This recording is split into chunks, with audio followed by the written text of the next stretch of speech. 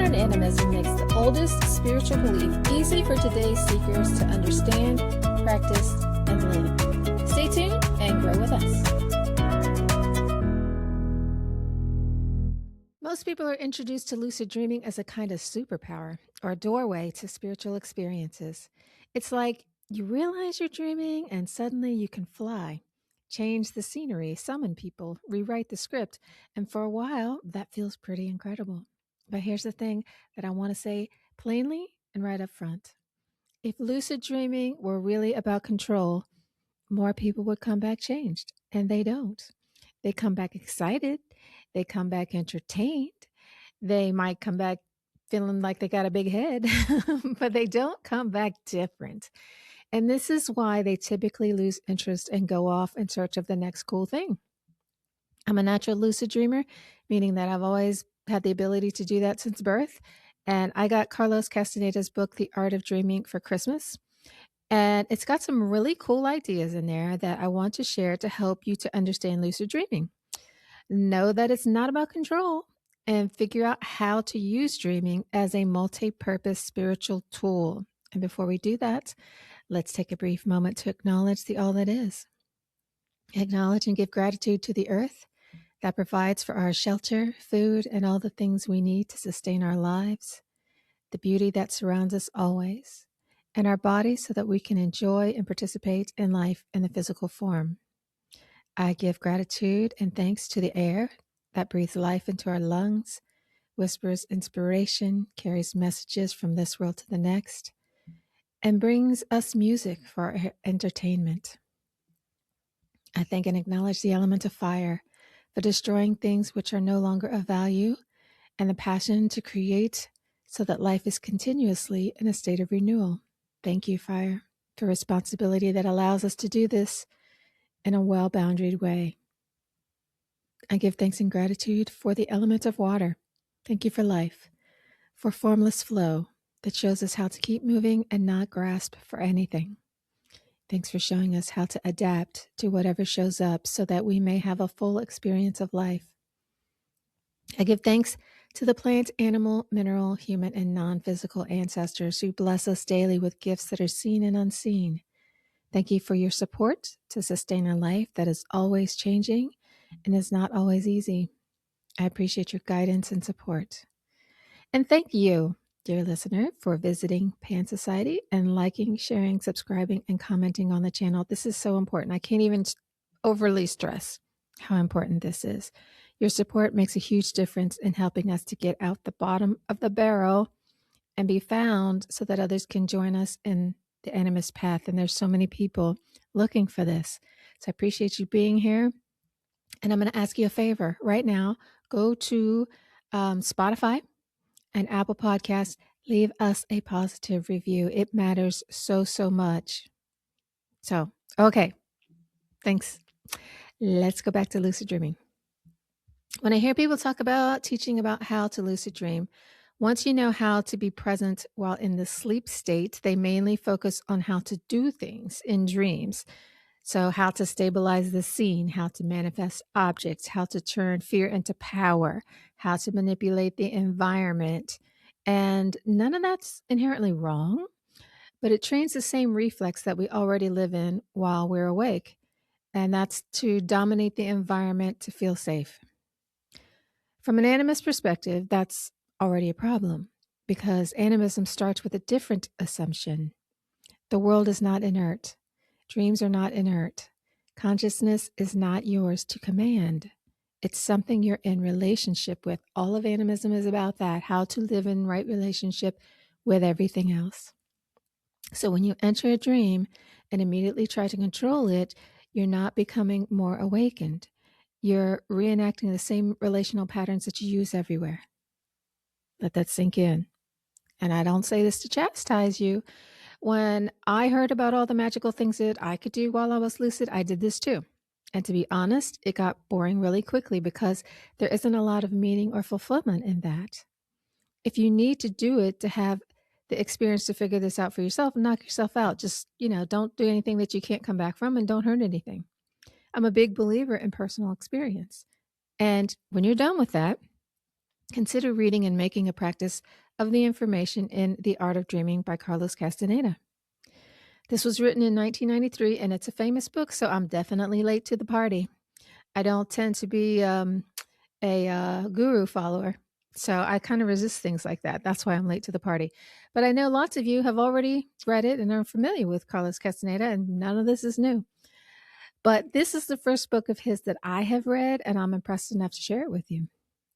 In The Art of Dreaming, Castaneda introduces a radical idea. Dreaming is not a fantasy. It's not symbolism. It's not subconscious theater. It's what he calls the second attention. In other words, it's another way consciousness organizes reality. Not a metaphor, not a visualization, a parallel reality. From an animist lens, this makes perfect sense. Many indigenous traditions understand that reality is layered, not vertically like higher and lower, but adjacent. Different worlds, same ground. Dreaming is not escaping this world, it's stepping sideways into another mode of relating to it. And the skill isn't about control. The skill is about remaining present when the rules change. And I use the word skill deliberately because lucid dreaming is something that we can all do. It's like singing. Some people are really good at it right off the bat, and some need to work at it, but we all get better with disciplined, guided practice. Castaneda's foundational dreaming practice is famously simple. Find your hands in a dream. Not because your hands are magical, not because it's symbolic, but because finding your hands gets you grounded in both realities. When you find your hand in a dream, something very specific happens. Your attention stops chasing the environment and starts mindfully perceiving. So you're no longer reacting. You're witnessing and participating. From a nervous system perspective, this is huge. From an animist perspective, it's even bigger. You're signaling to the dreaming world, I'm here to relate, not dominate. And that's why the dream stabilizes, not because you controlled it, but because you respected it and were mindfully present. One of the biggest mistakes modern dreamers make is meaning making. This is about everything, not just dreaming. What does this symbol represent? What is my psyche trying to tell me? What archetype is this? I'm not saying that that is invalid. I definitely engage in dream interpretation too and find that useful, but this is a different practice for a different purpose. Castaneda was blunt about this. Meaning drains energy, not because meaning is bad, but because interpretation pulls attention out of perception. Animist traditions don't ask, what does the river symbolize? They ask, how do I stand with the river without collapsing? Dreaming works the same way. If your awareness collapses the moment something intense happens, fear, awe, beauty, eroticism, that's not a moral failure. It's an energy issue. You didn't have the stamina to stay. And I can tell you from experience that once you get past this hurdle, your whole dream experience will change. So, Castaneda says that we have a dreaming body. Sometimes he calls it the double. And this is where people either get curious or dismiss everything. But let's ground this. The dreaming body is not an astral avatar. It's not cosplay. I don't think it's like astral projection. I don't know. I haven't experienced that. It's more like an awareness that can move without muscular effort. Anyone who's ever felt themselves roll, float, or shift in a dream without trying has experienced this. And from an animist worldview, this isn't strange at all. Most cultures understand the self as plural. In fact, in psychology, that's a common interpretation as well these days. We speak of ourselves as having parts. You are not one thing. You are a convergence. And dreaming trains you to inhabit that plurality naturally with awareness. Now, here's a fork in the road. On the first path, you get better at controlling dreams. You feel powerful, special, advanced. Look at all the videos on YouTube about lucid dreaming, and you'll see these people. The other path, you stop needing control. You can remain present even when you don't understand what's happening. People who choose this path don't really talk about this experience. Why? I suppose because there's no ego in it and no need to have control or praise or recognition that they're special. Castaneda was clear. Power seduces the ego and freedom dissolves it. Animism sides with freedom because freedom means you can encounter what's alive, human or non-human, without needing to dominate it to feel safe. That's real maturity, and it's quiet, almost boring, which is why it doesn't sell well and why a lot of people glimpse it and turn around. I'm suggesting that you go deeper, push past the boredom, and see what's there. I'm going to give you a peek beyond the curtain to tempt you, all right? So Castaneda writes about inorganic beings, non-human intelligences encountered in dreaming. Does that sound familiar to those of you who are psychonauts? These are not angels, not demons, not projections. They are otherworldly creatures. From an animist stance, this is unsurprising. The cosmos is populated with spiritual beings, entities, deities, aliens, and all sorts of other life forms, right? For most of us, the danger isn't believing that these beings exist or encountering them in the dream world. The danger is glamoring. Anything that feeds on your attention without increasing your sobriety is not your teacher. And that's what these creatures do. They entice you, seduce you, and suck your energy. I've not encountered these creatures, I don't think. Maybe I have. If I have, I didn't entertain them. But my interpretation of them is that they're like the creatures that Robert Monroe describes in his book that use humans for loosh. It's like an energy vampire that can kill you. So you can't just go frolicking about in the other world for kicks. You have to practice discernment. Everything isn't healthy or benevolent, and discernment isn't fear. It's restraint, and restraint is a form of respect. Everything should be approached with respect, especially things for which you have no knowledge or relationship. You have to get to know things, always. It baffles me when I hear stories about people doing hallucinogenic drugs or doing rituals who encounter beings and just automatically assume that they're their friends. Would you do that on the street in Djibouti or France? If not, don't do it in the other world either. Take your time. Use wisdom. You don't have a once-in-a-lifetime opportunity, and you have to decide in 2 seconds without knowing what you're doing. You've got all the time you need. All right, let's talk about impeccability. This is the part that people want to skip. Castaneda insisted that dreaming depends on how you live. Energy leaks matter. Lying matters. Drama matters. Over-explaining matters. And I agree. Animism agrees. How you do anything is how you do everything. If you don't have healthy boundaries, emotional regulation, and stability in the physical world, my suggestion is to attend to that first. A lot of people who are hurting search for answers in the spiritual world. Ever heard of Maslow? He made a pyramid of human needs. At the bottom are things like shelter, clothing, food, physical safety. Connection, belonging, and spirituality are at the top. Why?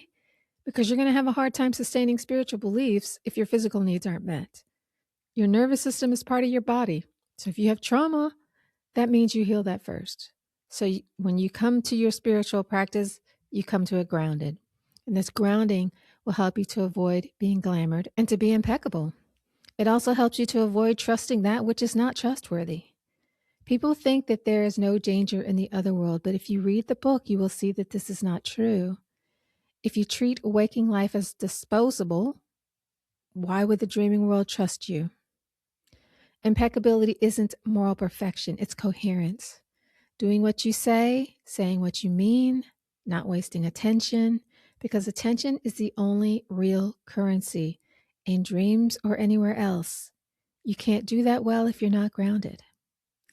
And as we go in on The Art of Dreaming, Carlos Castaneda frames dreaming as preparation for death. Not metaphorically, practically. Totally agree with that. That's why we're talking about this now. I think life is a preparation for death if you do it well. Death is the ultimate loss of familiar reference points. Dreaming trains awareness to remain present when form dissolves. Animist cultures have always known this. Awareness doesn't end, but it does require training to continue coherently. Think of all the distractions that we have in daily life. I mean, how much time vanishes when you're scrolling social media each day? If it's a lot, you need some discipline in this, because how are you going to be present, engaged, and choose if you're overstimulated and engaged in constant entertainment and drama. Or if you're into high vibes only and comfort-based spirituality, you're missing it totally. Active dreaming, conscious dreaming, lucid dreaming requires you to be aware and present. Now, I know that there are people out there who say, but I don't dream. How can I learn to lucid dream when I don't dream? What's going on? According to my acupuncturist, people who are peaceful don't dream because their body is in a state of balance. In fact, traditional Chinese medicine uses dreams, like the ancient Greek medicine, to diagnose health issues. So not having dreams is good. This is not what Carlos Castaneda says.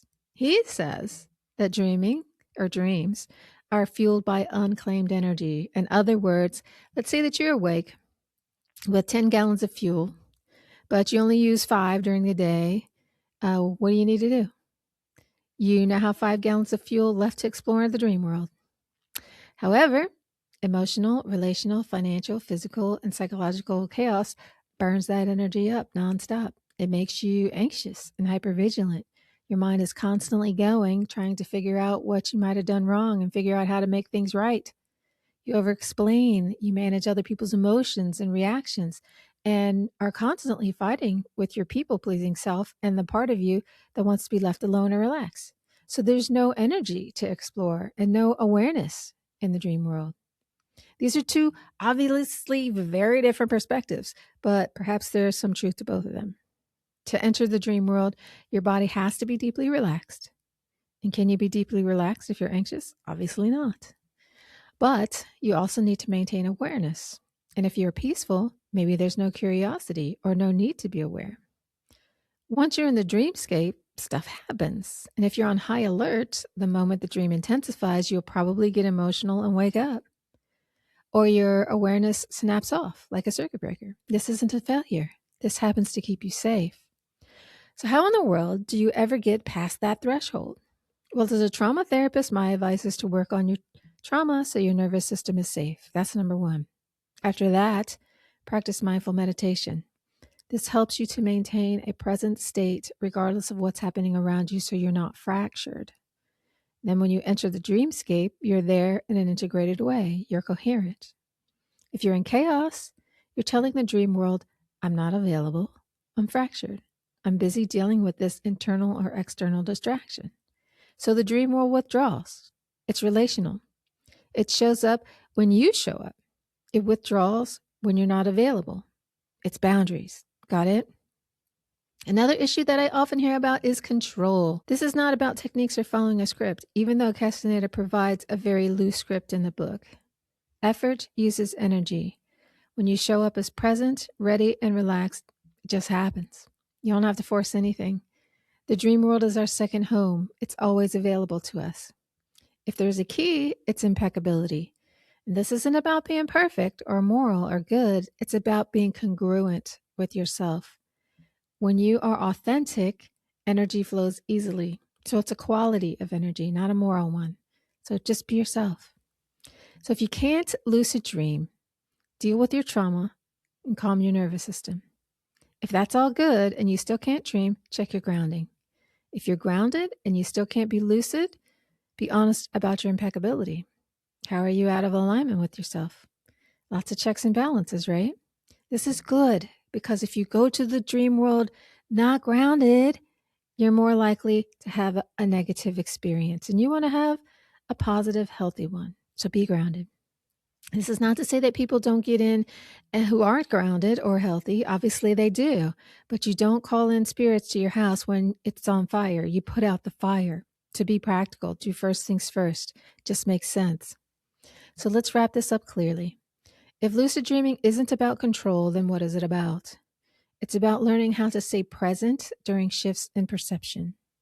It's about staying relational when certainty dissolves. It's about learning to stay awake without needing to dominate what's alive. Why? Because that's what life is always doing. It moves from chaos to stability and back again. It's always shifting. And if you can do this, you can shift from the physical to the non-physical seamlessly when the time comes. What did I just say? I just said that lucid dreaming teaches you how to transition after death. Why? because death is a loss of perceptual continuity. There's no linear time there. It's a state of dissolution. If you grasp for what you know, you're coming right back here. If you flounder, you could stay stuck in the in-between. So practice. There is a way to know what is unknowable. The pathway is your dreams. You cannot do this without discipline and a healed nervous system. You hear people saying that they want to get out of the matrix or the prison planet. Here you go. And animism reminds us, you're not here to conquer consciousness.